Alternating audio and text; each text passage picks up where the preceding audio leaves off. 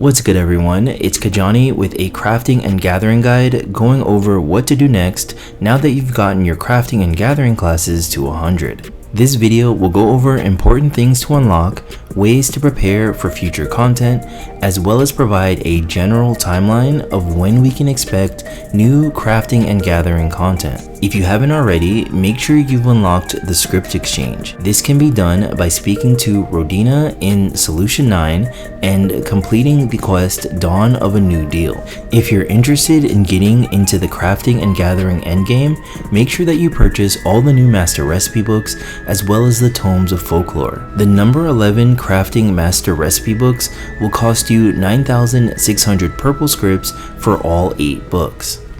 You'll find the new number 11 books by speaking to any script exchange, selecting the category that starts with Master Recipe Books, then selecting the subcategory Master Recipe Book 2. For the Tomes of Folklore, it's going to cost you 14,400 purple gathering scripts to purchase all the tomes. You'll find the tomes for Dawntrail by speaking to the script exchange, then selecting the category that starts with tomes, then the subcategory for level 100 tomes of folklore. Next thing to unlock are the Waku Meki Meki crafting and gathering role quests. Even if you're already at level 100, they're still worth doing. They should still provide you with a good source of easy purple scripts that you can use to purchase tomes of folklore, master recipe books, or even materia. Also, the stories aren't that bad and provide a surprisingly amount of interesting lore.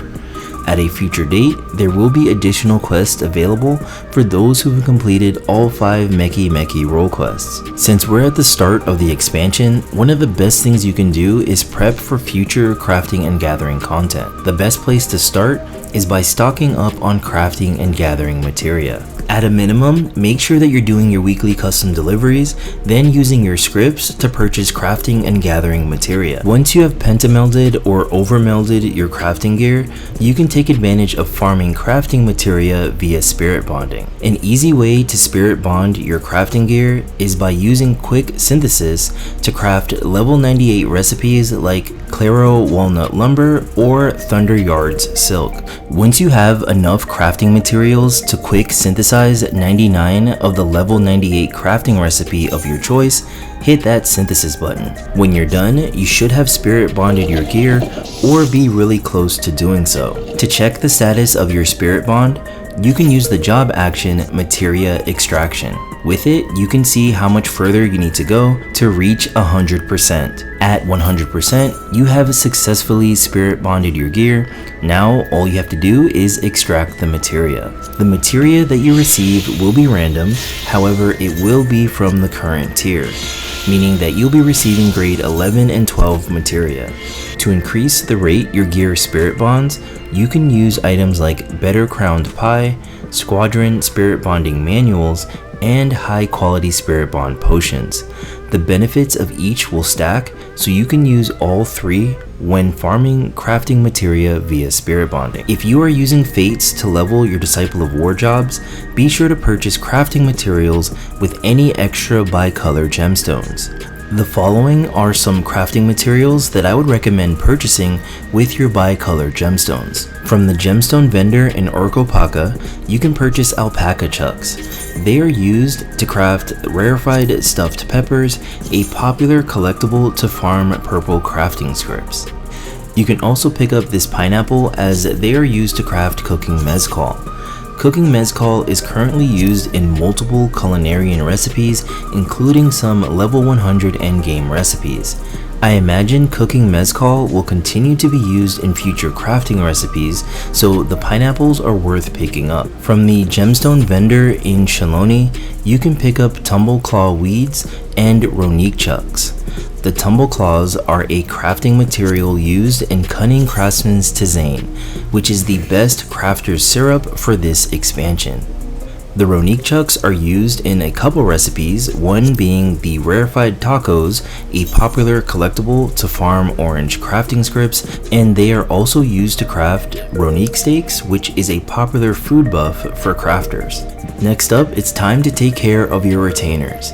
Be sure to gear them because they can gather crafting materials for you, so you don't have to. For your Disciple of War retainers, ideally you want to get them to item level 700. This will allow them to bring you 15 of a lot of the useful mob drops that you would have to otherwise purchase with Bicolor gemstones. With that said, if you ever have extra tomes of aesthetics or extra token drops from the normal Arcadian raids, you can use them to purchase gear for your Disciple of War retainers. For your Disciple of Land retainers, you can get a full set of gear and accessories with the Afflatus purple script gear that was released in Endwalker. The gear set is good enough to bring back 50 of a majority of the common crafting materials from previous expansions and a decent amount of crafting materials that were released in Dawntrail. If you're looking for something to do during your spare time, you can farm orange gathering scripts to exchange for Rroneek tokens. Once you get 100 tokens, you can exchange them for the Rroneek horn, which summons the mount that you see here. It doesn't glow or anything, it's just a basic Rroneek. The tokens themselves can be purchased from the script exchange, and each one costs 1,000 orange gathering scripts. Alternatively, you can purchase the tokens from the market board. Once you have 100, you can turn them into the Splendors vendor in Solution 9. If you do the math, it's gonna cost you 100,000 orange gathering scripts to get the Rroneek mount. Yeah, but if you are not about that grind, and I do not blame you, you can always purchase the Rroneek horn from the market board. Now that some time has passed since the release of Dawntrail, we can take a look at upcoming content. These predictions are based on how they've released content during previous expansions. In 7.1, we typically get new left side gear and tools. This simply means new tools and gear that are equipped on the left side of your character. In 7.2, we will be getting the next installment of the Arcadian raids. For crafting and gathering, this means that we will be getting the number 12 master recipe books, which will contain crafting recipes for all things related to the raid tier. In 7.3, we will get new tools, gear, and accessories for both crafting and gathering, which will be best in slot until the next expansion. It is also very likely that in 7.3, we will get the first step of the Dawntrail crafting and gathering relic tools. The crafting and gathering content to get most excited for is Cosmic Exploration. What we know so far is that it's going to be multiplayer crafting and gathering content similar to the Ishgard Restoration.